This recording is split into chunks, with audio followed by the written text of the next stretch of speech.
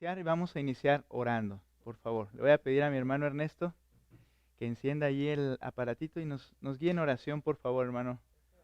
Sí, eso es más que nada para las personas que están conectados, hermano. Vamos a orar. Hermano, adelante. Sí, vamos a orar, hermanos. Bendito Dios, Padre, te damos gracias, Señor, por este tiempo que tú permites, Señor. Amén, Señor. Permítenos, Señor, en esta tarde, Señor, glorificarte, Señor, darte la honra que tú mereces, Padre. Por medio de nuestro hermano pastor, Señor, eh, que tú nos quites, Señor, eh, toda cosa que nos quite, Señor, de la atención, Padre, de tu mensaje. Danos, Señor, escucharte en esta tarde, Señor, por medio de nuestro hermano pastor, y darte las gracias, Señor, por esta reunión. Quiero pedirte, Señor, quiero rogarte esta noche, Señor, que tú nos des, Padre, esa diligencia, Padre, de tener como líderes, Señor, en esta tu iglesia, Padre, los esposos, Señor, y los líderes, Señor, que estos hogares, Señor, necesitan, Padre, para, como tú lo has dicho, Señor, el matrimonio es el laboratorio de honrarte y glorificarte, Señor, en todos nuestros actos. Que esa unión, Señor, que has bendecido, Padre, que en ese pacto, rogarte, Señor, y darte las gracias, Padre, por todo lo que tú has hecho, Señor, con esta tu iglesia, Señor. Te damos gracias, Padre. Rogamos que tú nos perdones en el nombre de tu Hijo Cristo Jesús. Amén. Amén. Gracias, hermano. Muy bien, hermanos, pues vamos a iniciar entonces. Y para iniciar, como les decía ahorita, hermanos, voy a pedir que seamos dinámicos, ¿verdad? Que no se queden así todos para que sea un poquito más rápido, porque vamos a preguntar. Entonces, lo más rápido posible. Y lo primero, hermanos, que me gustaría, de verdad, creo que hemos tenido provecho en lo que hemos ido aprendiendo. Siendo honestos, yo no estoy tratando de ser aquí como de ninguna manera el gurú o el que sabe las cosas, sino que nosotros mismos estamos aprendiendo acerca de lo que la Escritura enseña a través de personas que Dios ha bendecido con sabiduría, que les ha mostrado lo que necesitamos saber acerca de matrimonios, y estamos aprendiendo todos aquí, creciendo juntos. Entonces, esa es la idea. Lo que hacemos acá también es ver lo que ya leyeron y poder comentar algunas cosas, resaltando unas cosas importantes, pero creo que ya fueron bendecidos cada uno al leer, al entender y al ser tocados por la palabra de Dios. Pero antes de iniciar, hermanos, me gustaría ahí que lo hagamos de manera dinámica, pero si alguien, por favor, puede mencionar, decir algo de lo que hemos aprendido ya les ha ayudado a cambiar, ya sea en este libro, ya sea en algún otro de los que hemos estado estudiando a lo largo de este tiempo de matrimonios. Pero quisiera escucharles, que haya algo, hermanos, que quieran compartirnos, que ha ayudado a sus vidas y han realizado cambios al respecto, hermanos. No precisamente del tema, ¿sí? Sino de lo que hemos hablado de matrimonios hasta hoy. ¿Alguien, hermanos? Bueno, hermano tiene el micro. ¿A quién se lo paso? Dice el hermano. ¿Alguien, hermanos, quiere comentar algo acerca de lo que ha servido para ustedes? ¿Sí? Vamos a hacerlo rápido. ¿Alguien?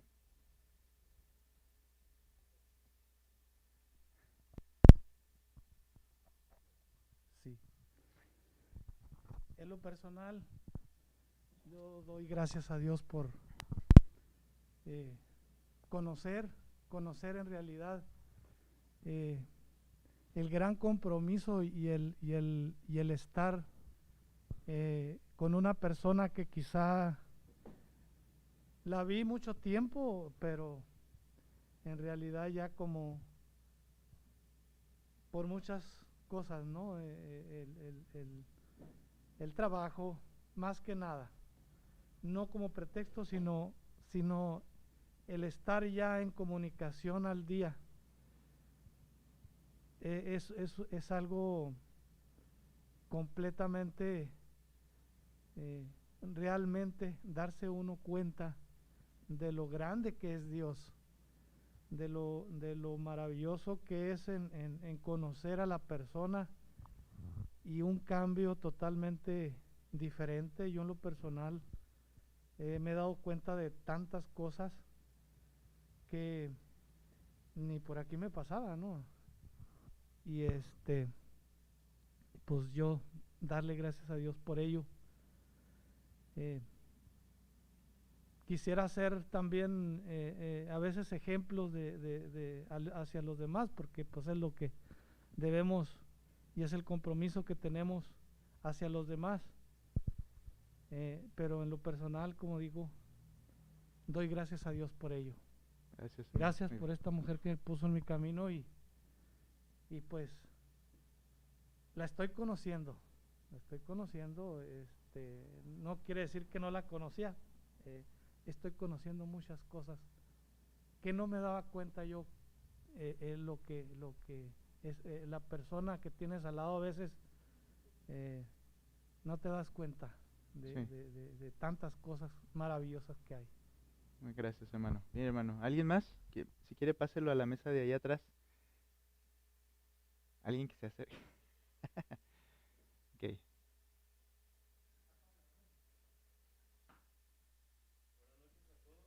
Buenas noches, Jera.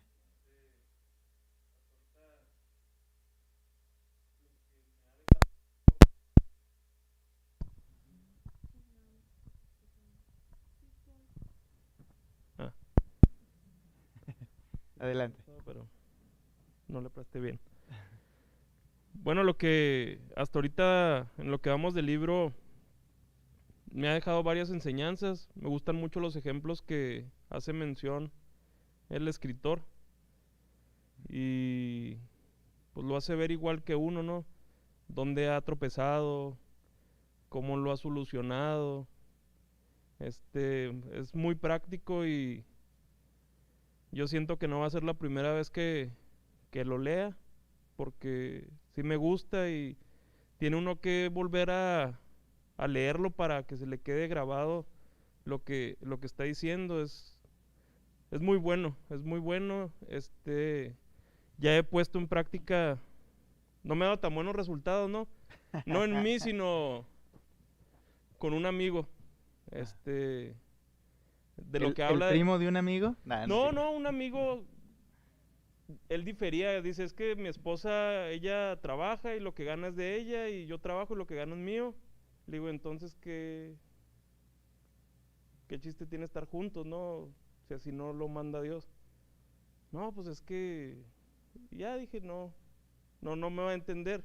Ujú. Y pasaron como unas 2 semanas, yo creo. Y ahorita él está teniendo problemas por esa situación. Entonces, a veces nos cuesta, ¿no? Dejar lo que hemos aprendido en la cultura, pero qué necesario es hacer lo que manda Dios. O sea, es lo más simple y lo vemos como lo más difícil. Y a veces las consecuencias son grandes por no hacer Ok, Dios lo que Él dice. manda, sí. Bien, Jera, gracias. Gracias, Jera. Muy bien, hermanos, pues ahorita ya los demás tendrán su oportunidad. Va a ir pasando por ahí. Pero gracias a Dios si estamos haciendo, eh, entendiendo, hermanos. ¿Sabe? Hoy estaba estudiando en la mañana y eh, alguien decía algo que es muy cierto. Si consideramos que cada palabra de la Escritura es palabra de Dios, y es Dios el que está hablando, Dios es el que tiene la autoridad, entonces el omitir o no obedecer cada palabra que dice en la palabra de Dios es desobedecer delante de Dios. Muchas veces desobedecemos por ignorancia, porque no sabemos los parámetros, las normas, eso aplica en nuestros matrimonios, pero vemos las consecuencias de esa desobediencia. Pero ahora, hermanos, de verdad, debe haber en nosotros un temor y gozo de que el Señor nos está permitiendo ver cosas para hacer cambios, y lo que debemos pedirle por su gracia, su Espíritu Santo, es que no solamente oigamos y no hagamos. Necesitamos poner en práctica. Creo que nos ha servido a todos, seguiremos aprendiendo y vamos a continuar con el tema, y de ahí vamos a mencionar algunos ejemplos, pero que atendamos y obedezcamos, hermanos, es lo más importante. Muy bien, vamos ahora entonces. Estamos hablando acerca de la unidad, ¿verdad? Cómo el Señor ha establecido el matrimonio, y el matrimonio es esa unidad, dice el tema de toda esta semana, que somos uno, una sola carne. Él nos unió, nos pegamentó de una manera perfecta. No hay error. La persona con la que estás casada es la persona que el Señor tenía para ti, y Él nos ha hecho una sola carne. Aprendimos que estamos unidos para servirnos unos a otros. Estoy solamente pasando lo de la semana anterior. Y entender que fuimos perdonados para perdonar. Aquella frase, ¿verdad?, que repetíamos acerca de: me es fácil perdonarte porque a mí el Señor me perdonó mucho más. Entender la gracia del Señor nos lleva a practicarla con el que está a nuestro lado, con la que está a nuestro lado, de manera permanente. Ahora, vamos a ir en el día 4 al día 6, ¿verdad?, en la lectura que ya realizamos. Y lo que vamos a ver, hermanos, allí, siguiendo o continuando con el tema de la unidad. En primer lugar, lo mío es tuyo. Mencionaba algo ahorita Jera, ¿no? Él que ya tuvo la oportunidad de compartirlo con alguien más. Quiero leer una frase que está en el libro literalmente. Lo mío es tuyo. La unidad se refleja de muchas formas. Esa unidad donde nos puso el Señor el matrimonio. La unidad física en la intimidad sexual. La unidad emocional de la intimidad y el compañerismo de la relación, ¿verdad? Y la unidad material de los bienes compartidos.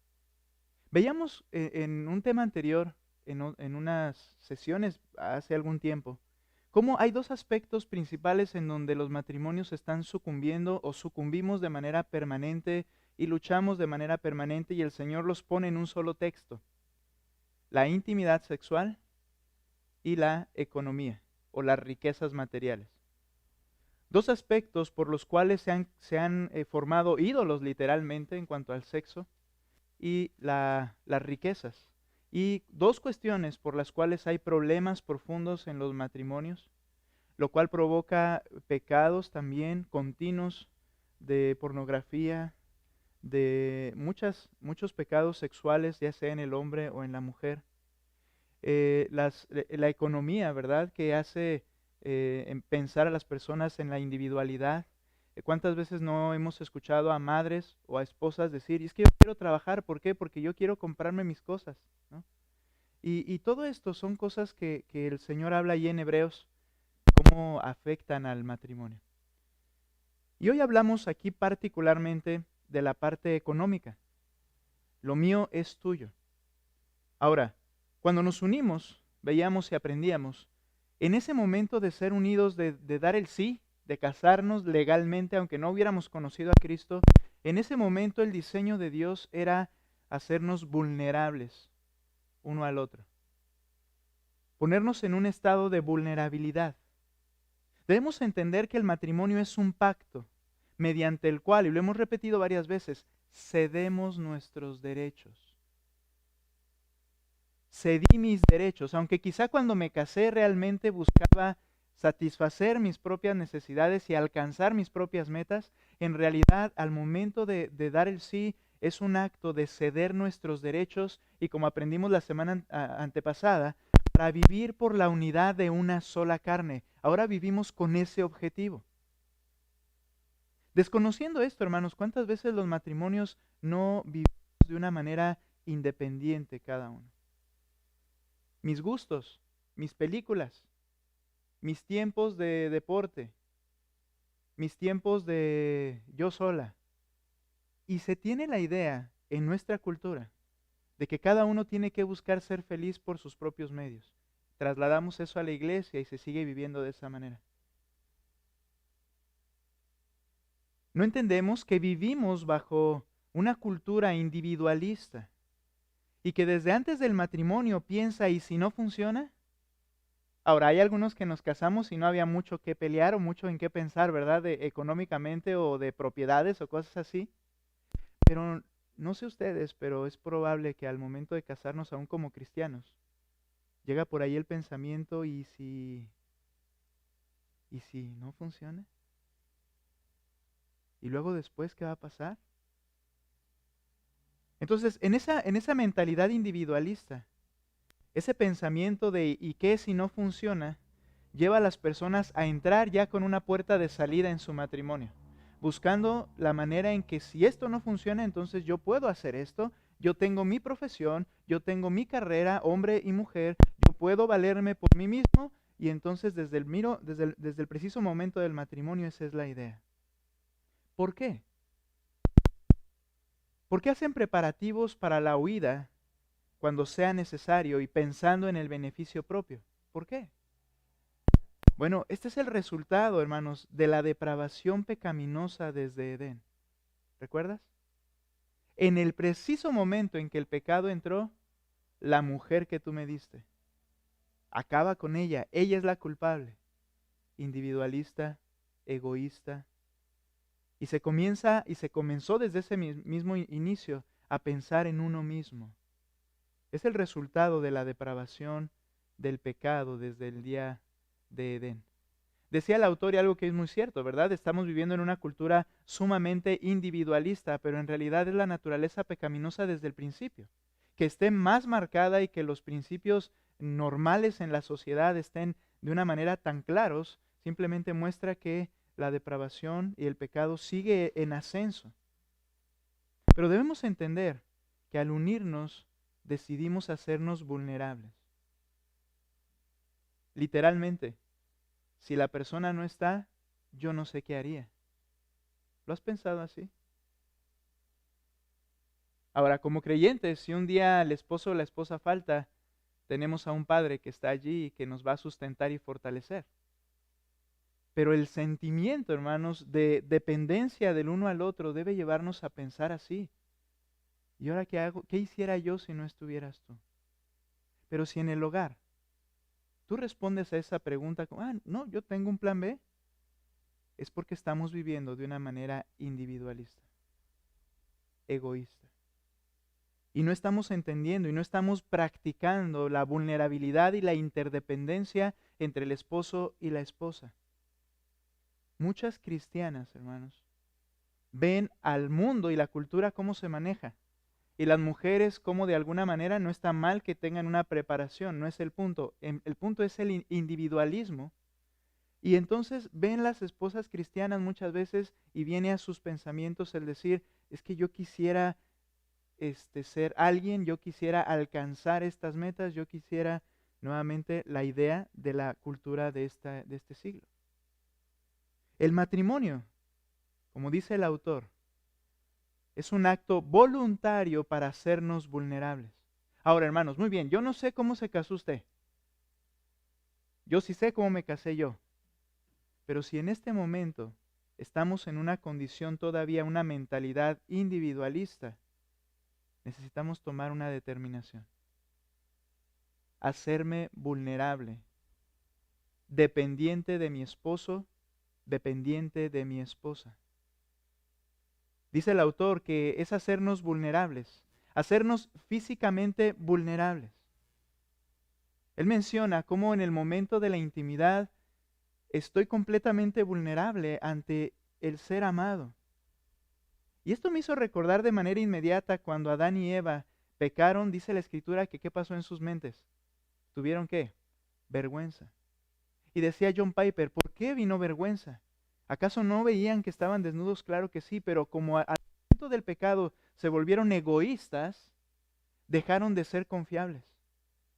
Porque al ser egoísta, yo veo a la otra persona y sé que es egoísta y que busca su propio deseo y su propio placer ahora, y entonces yo delante de esa persona soy vulnerable y esa persona no es digno de confianza. No hay nada peor que estar ante alguien que no es digno de confianza y sentirse vulnerable en cualquier aspecto. ¿Cuánto más en el hogar? ¿Cuánto más cuando en la intimidad la persona se sienta avergonzada? ¿Qué es lo que está pasando? ¿Por qué? Hay una vulnerabilidad físicamente, pero hermosa, en el que toda mi confianza recae sobre esa persona que me conoce con todos mis defectos, porque somos una sola carne. Somos emocionalmente vulnerables también. el amor, la amistad, la relación, el entregar el corazón, decía él. Literalmente es ponerte en una bandeja de plata y la otra persona podría destrozarte si quisiera. Pero cuando es recíproco, hermanos, es lo hermoso de esa vulnerabilidad en la unión matrimonial. Yo soy de mi amado, dice el Cantar de los Cantares. Yo soy de mi amado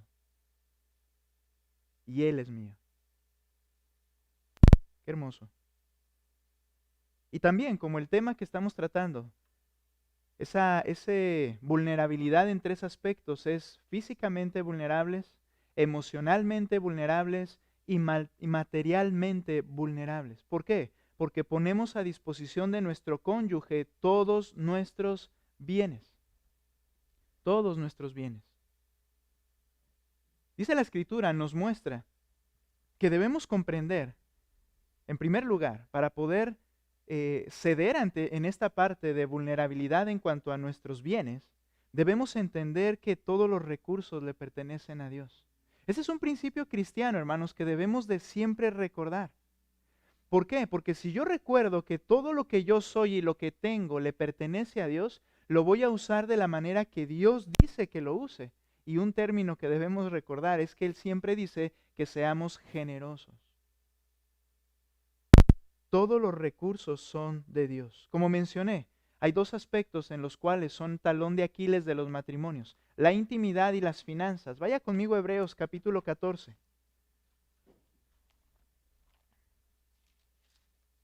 Hebreos capítulo 14. Dice la Escritura, verso 4 al 6. Hebreos, ya me pasé. 13. Gracias, hermanos. Es que en mi Biblia, esta nueva versión, que ya voy en el 14, no se crean. Sí, ok. Vamos a ver entonces capítulo 13 y dice el versículo desde el 4, por favor. Note, sea el matrimonio honroso en todos. Antes de continuar, esto está siendo socavado en la actualidad. El matrimonio es algo que dicen es anticuado. Y el Señor dice aquí que debe ser honroso para el creyente el matrimonio. Es la posición en la que el Señor ha diseñado de manera sublime la unión entre un hombre y una mujer en dependencia, una sola carne. Y dice, honroso sea a todos el matrimonio y el hecho matrimonial sin deshonra. La santidad. No la lujuria, no el adulterio, no la fornicación. Dice el hecho matrimonial sin deshonra. ¿Por qué? Porque a los inmorales y a los adúlteros los juzgará Dios. Luego dice el versículo 5, sea el carácter de ustedes, ahora, ¿en qué aspecto? Sin avaricia, contentos con lo que tienen, porque Él mismo ha dicho, nunca te dejaré ni te desampararé. ¿En qué radica el contentamiento? Lo hemos dicho antes, algunas veces antes. Pero también en qué radica la generosidad, en entender que lo que yo poseo es algo que Dios me ha dado y que Él ha prometido que nunca me dejará ni me desamparará, que Él seguirá sustentando. Entonces, si yo me desprendo de algo con un corazón generoso, yo no voy a pensar que voy a perder ese aspecto, eso de lo que me desprendí, sino que la promesa es, el Señor dice, no te dejaré ni te desampararé. Hermanos, tenemos que quitarnos de la cabeza esa frase que he repetido a veces de una manera como despectiva, que estamos corriendo tras la chuleta. Si tú estás corriendo tras la chuleta, necesitas correr tras Cristo, porque Él es el proveedor. Dios es el proveedor. Entiendo que la Escritura dice que el que no trabaja, que no coma, pero el punto es ahí obediencia. No que si no trabaja no va a comer, sino que si eres obediente a lo que el Señor te está diciendo. Pero si eres negligente, no va a haber provisión. El punto en esto es que Él es el que te sustenta. Y luego dice ahí, versículo 6, perdón, de manera que decimos confiadamente. Esto lo puedes decir tú, lo puedo decir yo, el Señor es el que me ayuda. No temeré, ¿qué podrá hacerme el hombre? Debemos entender, como dice este pasaje, que Dios es el dueño de todos nuestros recursos. Él dice, no te dejaré ni te desampararé. Nosotros solamente lo que hacemos es administrar lo que Él ha puesto en nuestras manos. Somos mayordomos. Administramos lo que le pertenece a alguien más, que es el Señor. Por tanto, no somos dueños, sino mayordomos. Y entonces, como dice José Lo Mercado, si entendemos esto, debería ser fácil compartir las cosas que Él nos ha dado para administrarlas con la persona que Dios nos ha dado y con quien somos una sola carne. Hermanos, administramos las riquezas, los recursos que el Señor da para el bien de la familia. No somos dueños, no son para nosotros individualmente, sino para el bien de la familia, el bien de mi esposa, el bien de mis hijos. Y veremos más adelante, y para usarlo en el reino de Dios, siendo generosos. ¿El problema cuál es? El problema es sentirse dueños. ¿Y qué genera esto, hermanos? Mire, le voy a decir algunas cosas. El que provee más se siente el dueño de lo que está entrando. Y cree que la otra persona no tiene derecho a participar o a decidir o a inmiscuirse porque yo soy el que está proveyendo más. Hermanos, ¿esto cómo ha golpeado el liderazgo de los hogares? Por alguna razón llega a pasar en los matrimonios y en nuestro país y en los matrimonios cristianos que hay dificultades en el hogar, en el matrimonio, en la provisión, hay dificultades y ambos tienen que trabajar muchas veces. Y llega a pasar, ¿verdad? Que la esposa es la mujer que, es la mujer la que recibe una mayor sueldo que el esposo, y entonces el liderazgo, ¿quién lo tiene? La esposa, porque gana más. Y decide en qué se aplica. Y limita en lo que la otra persona puede pensar que se requiere. Y de hecho, la otra persona, el varón también, cede su liderazgo porque dice es que ella es la que gana más. Qué error pensar que somos dueños de las cosas que hay en casa. Si por una cuestión trágica, una cuestión difícil, el esposo no puede trabajar y no puede ganar lo que la esposa gana, la esposa creyente y el esposo creyente entienden que es el medio que Dios está usando para proveer en el hogar, no que yo soy el dueño de esa provisión.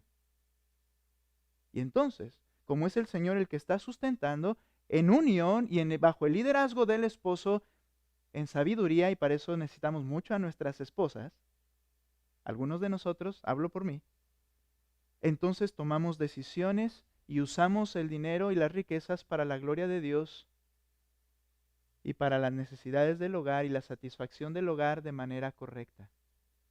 El problema es sentirse dueños del dinero. Y hacemos lo mismo con las esposas.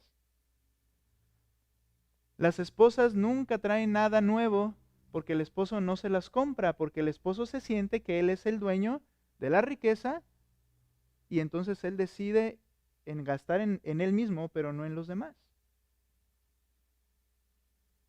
El problema de sentirse dueños, el que provee más se siente el dueño, o el que trabaja más se siente el dueño, o el que es más conservador se siente el dueño. Decía José Lo Mercado, ¿verdad? Hay unos que nos gusta ser más gastalones y no consideramos algunas otras cosas, pero hay otros que son bien agarrados, les decimos aquí en México, y no quieren gastar en lo más mínimo, y sus vidas están en aflicción porque no usan esas cosas para lo que requieren y para disfrutarlo. ¿Por qué? Porque se sienten dueños. Dice el Señor, escucha, no te dejaré, no te desampararé. Dijo el Señor, cuando ores, dile, Padre nuestro que estás en los cielos, santificado sea tu nombre, venga tu reino. La primera oración, que el nombre del Señor sea santificado, pero llegamos a las necesidades básicas, el pan nuestro de cada día, dánoslo hoy. ¿Quién es el que lo da? Él. Y estamos en una situación a veces compleja en el hogar, porque no queremos perder lo que es nuestro, y eso causa conflicto también en el hogar. Debería ser fácil compartir las cosas que administramos para Dios con la persona con la que somos una sola carne, como dice José Lo Mercado. Todo es de Dios. Y todo es de Dios para la familia y para la gloria de Dios. Y me encantó este verso cuando lo vimos en la lectura. Vaya conmigo a 1 Timoteo capítulo 6, versículo 17.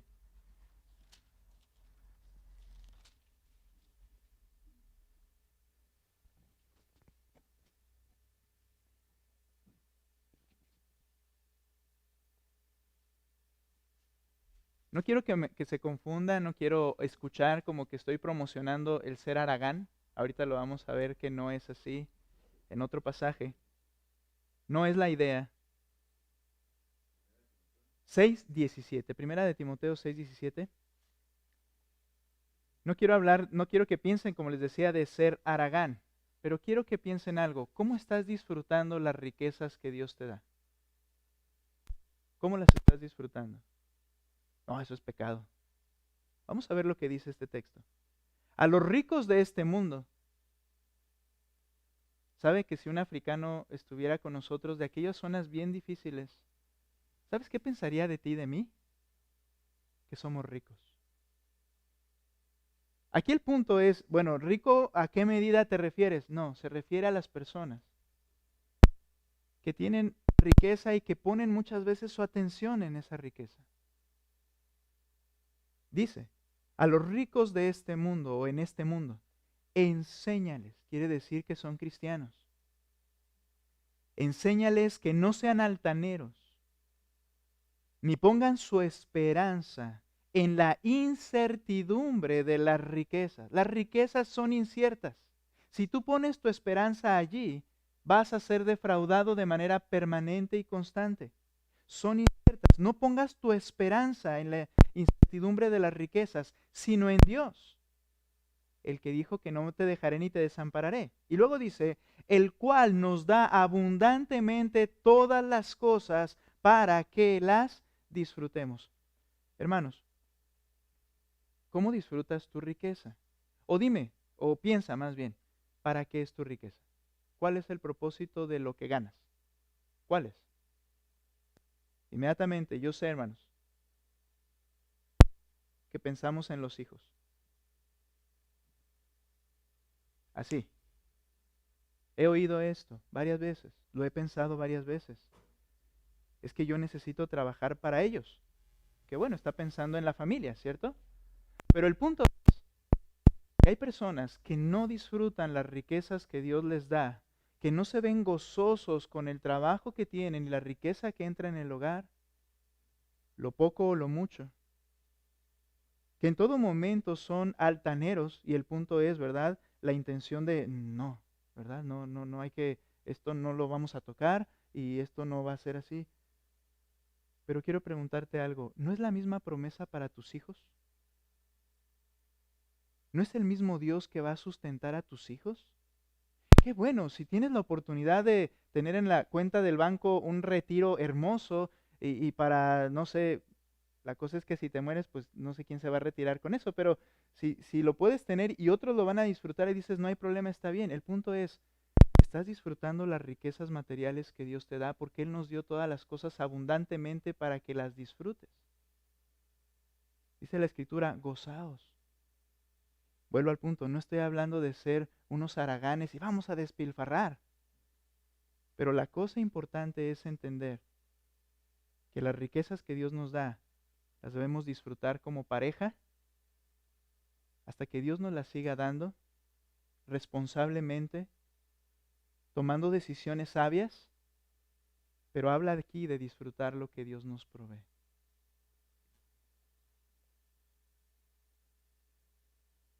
Necesitamos aprender a disfrutar la provisión de Dios sin poner nuestra esperanza en seguir obteniendo cosas, dice José Lo Mercado. Debemos ser sabios, hermanos, y debe haber un balance entre guardar y administrar, pero también debemos aprender a disfrutar lo que el Señor nos da. Y un punto más en esto, acerca de las riquezas. Hay que usarlos para su gloria. Primera a los Corintios 10:31, por favor. Primera a los Corintios 10:31.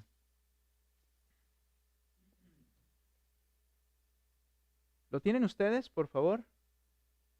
Ok. Léanlo fuerte. Digo, no espero que lo van a oír los hermanos que estén con nosotros, pero ustedes léanlo fuerte. ¿Cómo dice, hermanos, por favor? ¿Qué dice?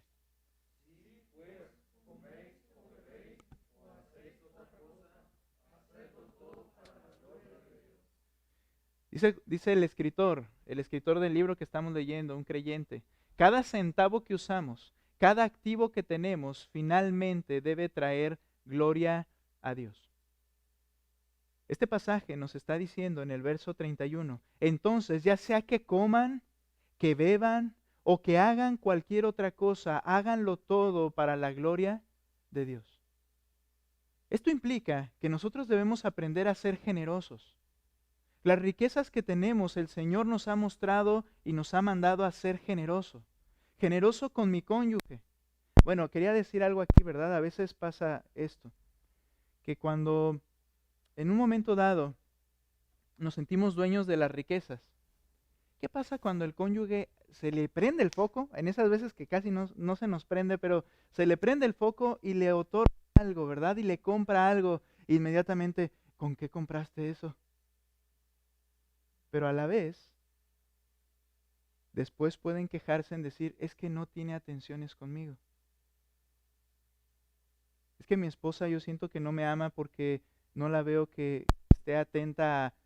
Sí, pero si nosotros estamos siendo de esa manera, hacemos que la otra persona entonces también se limite en lo que tiene que hacer.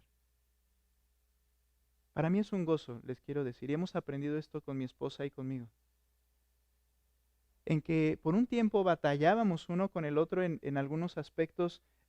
Lo voy a decir de esta manera. Somos muy hogareños, pero a la vez muy aislados, cerrados, y eso no estaba bien. No nos gustaba a veces, no nos sentíamos cómodos cuando había gente en casa.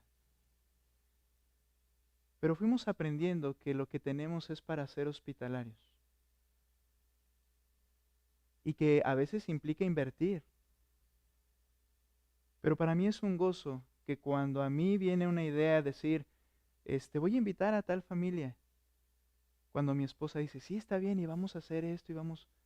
Cuando llegamos a un entendimiento y estamos trabajando en ello, de que lo que tenemos es para su gloria, hay que ser generosos. Con el cónyuge.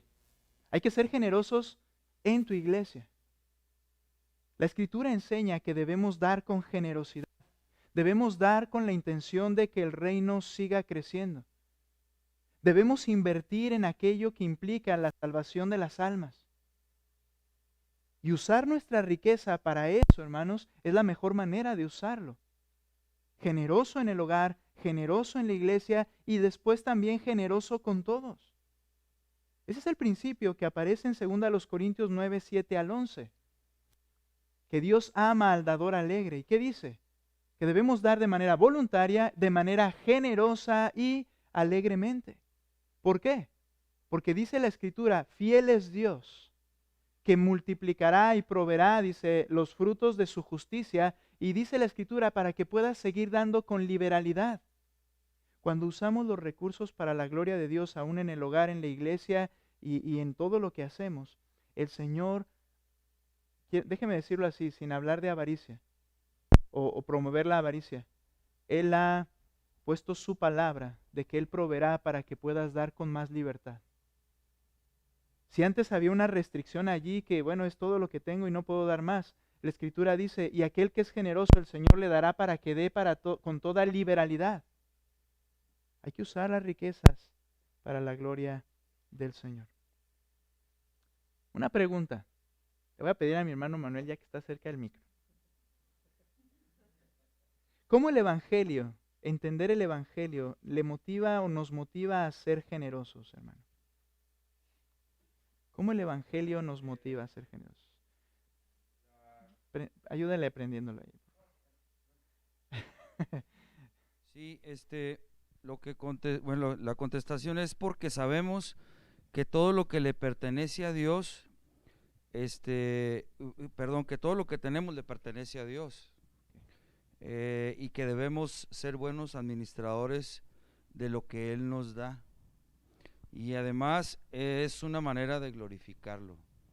O sea, esa es la respuesta a cómo el Evangelio nos motiva a ser generosos por esa razón. ¿Ok? Y como vimos, gracias hermano, y como vimos, el Evangelio nos habla de cómo Cristo se entregó de manera completa. Y debemos de ser nosotros entregados de manera completa. Recuerda, el Señor dijo, yo te sustentaré y nunca te dejaré. Ahora, hermanos, en esta unión, no solamente habla y nos enseña que debemos de nosotros ser con nuestras riquezas, ¿verdad? Compartidos y generosos, y lo mío es tuyo, sino también vimos en esta semana que en esa unión estamos para sufrir juntos. El cassette no se puede retroceder. Y si hay algo que no podemos dar marcha atrás es al tiempo tampoco. Cuando leía este capítulo me hizo recordar cuántas veces el sufrimiento ha sido de manera individual. Y cómo en algunas ocasiones, lo digo así, hermanos, se los comparto, y quizá fueron muchas, dejé a mi esposa sufrir sola. Y yo pensaba, ya, pues ya. Debemos sufrir juntos. Ahora, el punto aquí, hermanos, es que se cree que tenemos derecho de no sufrir.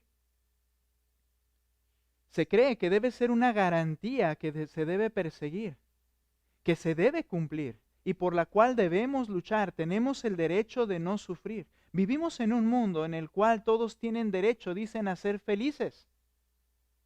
Y por tanto, no sufrir. Es su derecho, dicen ellos. Lamentablemente, los creyentes parecen considerar la misma garantía que el mundo promociona. Solo que incluso le atribuyen a Dios la responsabilidad de hacerlo.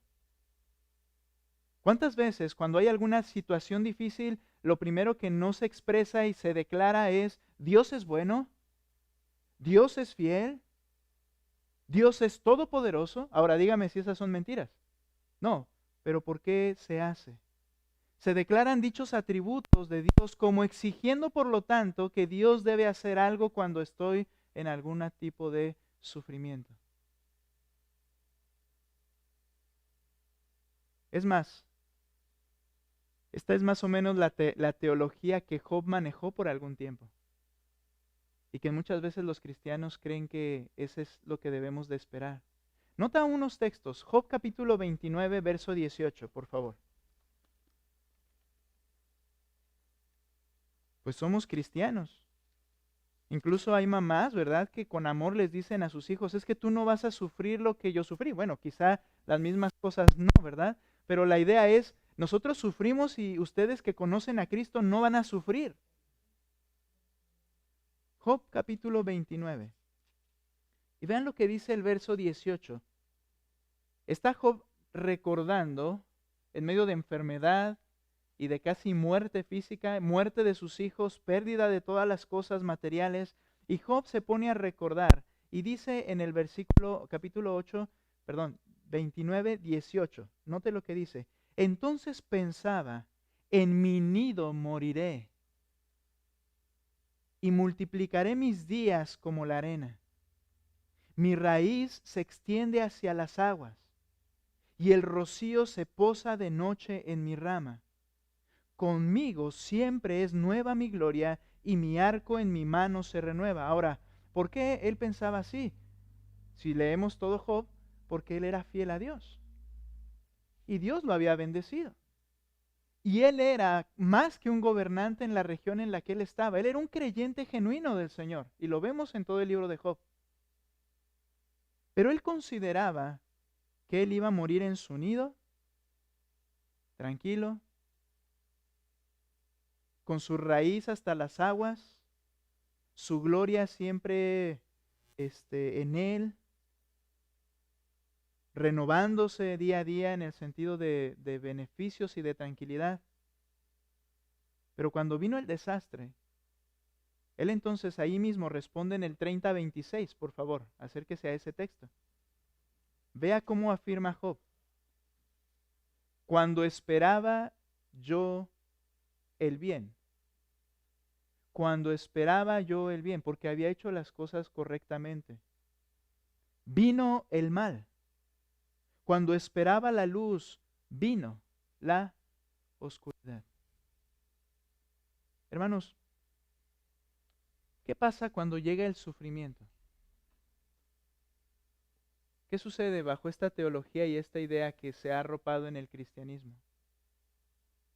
Pues cuando llega eso nos sorprende y nos desalienta.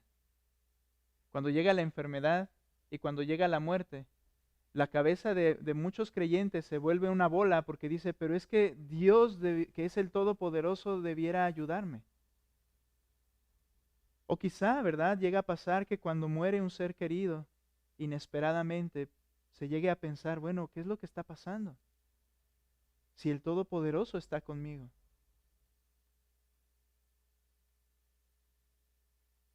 Debemos diferenciar, decía el escritor, entre lo que es sufrimiento e inconveniente. Yo no digo que no, hermanos, yo creo que todos hemos pasado por situaciones que podemos decir que son sufrimientos, pero pregúntate ahora, y como decía una vez el pastor Miguel Núñez, ¿cuánto sufres? ¿Cuánto sufres? Porque estamos hablando de sufrimiento. O deberíamos cambiar la pregunta, ¿realmente sufres? Creo que Romanos capítulo 8, verso 35, hermanos, nos ayuda a entender una diferencia entre sufrimiento y un inconveniente simplemente. Romanos 8:35. Mire lo que dice. ¿Quién nos separará del amor de Cristo? ¿Tribulación o angustia o persecución o hambre o desnudez o peligro o espada? A ver, una pregunta rápida. Hermano, pase el micro para este lado ahora, por favor. O si lo quiere, se lo dejamos ahí otro ratito para...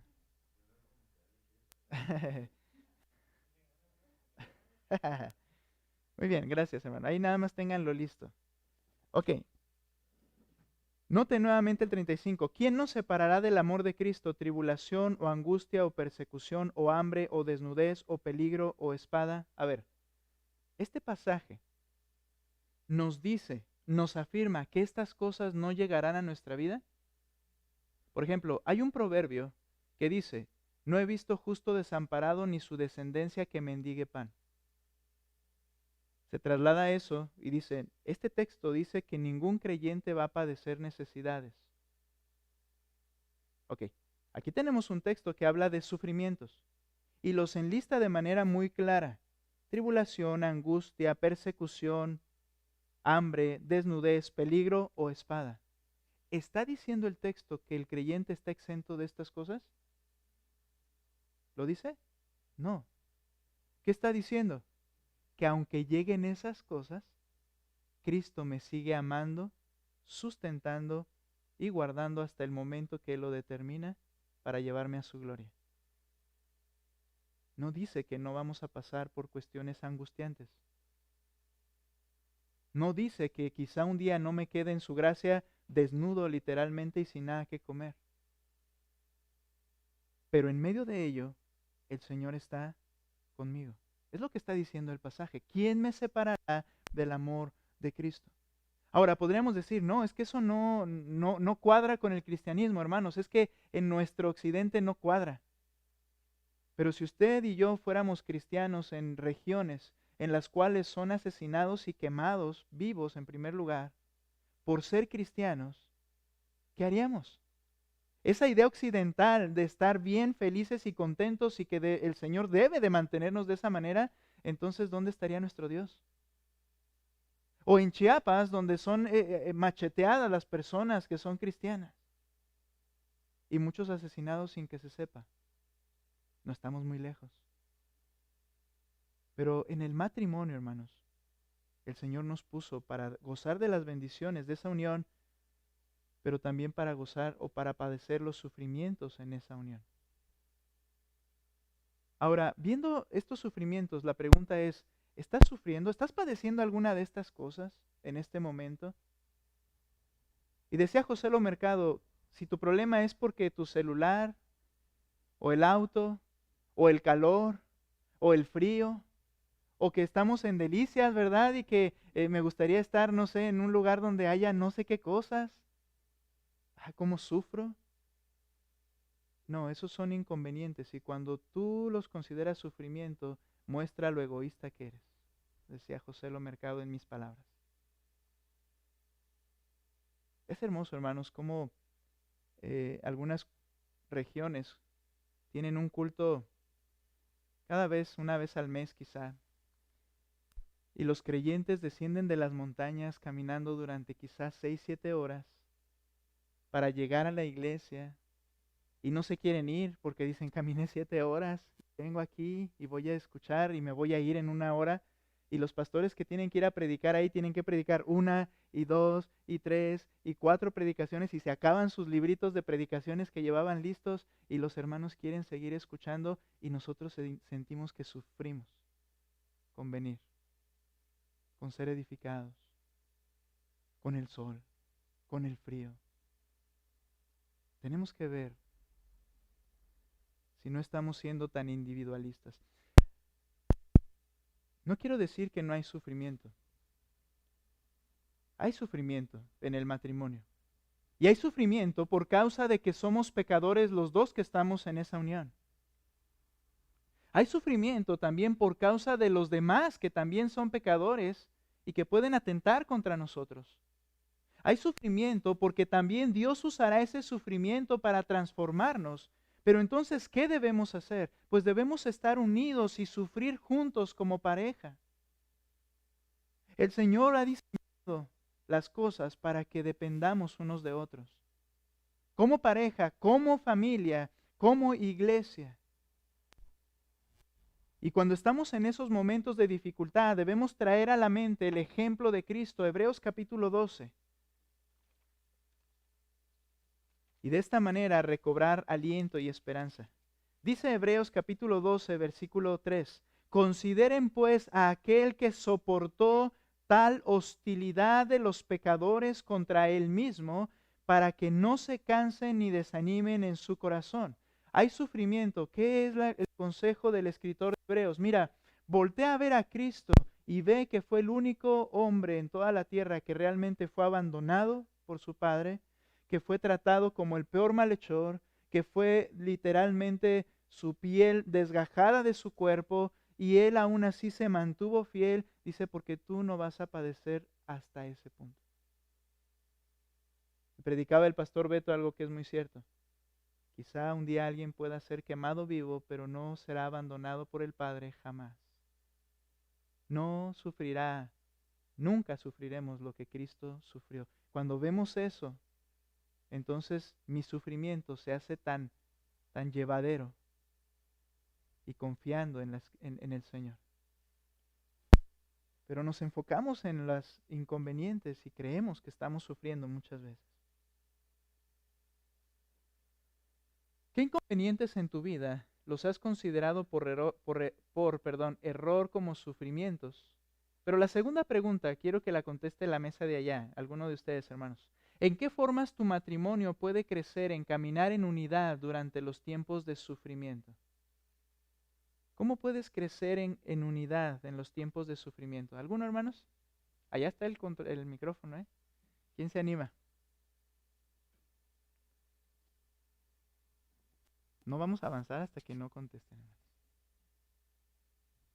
¿En qué formas tu matrimonio puede crecer en caminar en unidad durante los tiempos de sufrimiento? Bueno, yo creo que sí tenemos que aclarar la palabra sufrimiento e inconveniente, ¿verdad? Estar bien diferenciados en esa situación. Hemos escuchado la palabra de que en ocasiones hasta por confesarse cristianos era una situación ya de muerte. Nosotros ahorita tenemos libre voluntad de culto. Sí tenemos inconvenientes cuando el cansancio se manifiesta, la economía se manifiesta como una parte para querer hacer lo que queremos o lo que anhelamos, ¿verdad? Porque tenemos anhelos, todos tenemos situaciones de que creemos ideales, ¿verdad? Y con el tiempo vamos madurando y decimos, lo que creíamos que era importante realmente no es importante. Y eso es parte de tener madurez. Sí. Seguimos teniendo anhelos, ¿verdad? Queremos una cama tibia, ropa adecuada, alimento nutritivo, todas esas cosas, pero a veces no llegan y tenemos que caminar juntos cuando no se den estas situaciones, que prácticamente que reconozcamos que hay cosas más importantes. Y sí, ¿verdad? Habrá conflictos, habrá señalamientos, ¿verdad? De que entre parejas todos lo tenemos, yo creo que todos lo tenemos. Tú no has hecho esto para tener esto, no hemos hecho esto para tener lo otro, y tenemos que avanzar juntos, ¿verdad? Obviamente es apoyo, a veces no es señalamiento, porque a veces ese señalamiento se transforma en una situación de culpa, en lugar de, bueno, pues hemos sido errados en algunas decisiones, pero caminando juntos es la mejor manera de mostrarnos el amor y que realmente lo importante es que seguiremos luchando y seguiremos amándonos. Muy bien, gracias Francisco. Y aprovechando, como menciona Francisco, cierro con esto. No puedo creerlo, y a Marco le digo Francisco, y a Francisco le digo Marco. Ay, bueno, discúlpame, esa es una debilidad que yo tengo de cambiar los nombres. Pero luego le platico una anécdota con el hermano Ernesto cuando llegó al templo. Muy bien, gracias, Marco. Ahora, con lo que dice, está mencionando ahorita Marco, es hermoso entender cómo nos necesitamos uno al otro. Sin duda van a venir sufrimientos, hermano, y quiero cerrar con esto, ya estamos en tiempo. Más allá de inconvenientes, como dice Marco, es probable que lleguen porque el Señor usa el sufrimiento para transformarnos, pero hay que estar juntos. Me hace recordar a mí cuando un tiempo en el cual yo sentí el sufrimiento. Ya mencioné al principio que hubo momentos en que mi esposa sufrió y yo creo que la abandoné de una forma egoísta, aunque estábamos ahí, pues. Y le pido perdón al Señor y a mi esposa también por ello. Pero llegó un momento en que hubo cosas que fue un sufrimiento, y lo hermoso, hermanos, fue que ella estaba allí. Y ambos estábamos padeciendo eso. Y no era una espada o no nos iban a quemar vivos, pero son cosas que realmente te dan en el corazón, te dañan en tu vida, te angustian, como dice el texto que leíamos hace un momento, y que aun por nuestra diminutez, ¿verdad? Que somos, la vemos bien grande el problema, pero Dios lo permite y Dios trabaja en esos momentos. Y cuando estamos juntos, hermanos, como matrimonio, como creyentes, realmente es una fortaleza, es la manera en que las cosas pueden salir adelante. Y aunque los demás o personas literalmente busquen tu mal, y te sientas como que no, es que aquí se acabaron todas las cosas, Dios trabaja allí, pero es hermoso cómo une al matrimonio. Y a veces, hermanos, creo que hacen falta más de esos tiempos. Hacen falta más de esos tiempos y que el Señor obre en nosotros. Y por eso vemos, para terminar, cómo el Señor creó al hombre y a la mujer para que se necesiten mutuamente. Dios hizo ver a Adán su necesidad de Eva cuando lo creó. Y el Señor nos hace ver a nosotros ahora, entender que necesitamos de la otra persona. Decía José lo que debemos celebrar, la complementariedad, esa dependencia de la compañía uno del otro que Dios nos ha dado. No el individualismo, sino la complementariedad. Ser complementarios implica ser dependientes el uno del otro. Que ese seno familiar, en ese seno haya esa unión y esa necesidad uno del otro, valga la redundancia. Y él explicaba que qué importante es cuando dice el pasaje en Génesis capítulo 2, que dejará el hombre a su padre y a su madre y se unirá a su mujer. Entender que es ahí, ese es el núcleo el cual debemos depender uno del otro. Y no, como llega a pasar en matrimonios jóvenes, que ese nuevo matrimonio sigue dependiendo de los abuelos, sigue dependiendo de los padres del novio o de los padres de la novia. Y entonces, quizá no con mala intención, pero ellos también llegan a ser un impedimento para que haya un desarrollo en esa unidad que el Señor ha formado. Porque siguen dependiendo el uno del otro. Perdón, siguen dependiendo de los otros, no del uno del otro.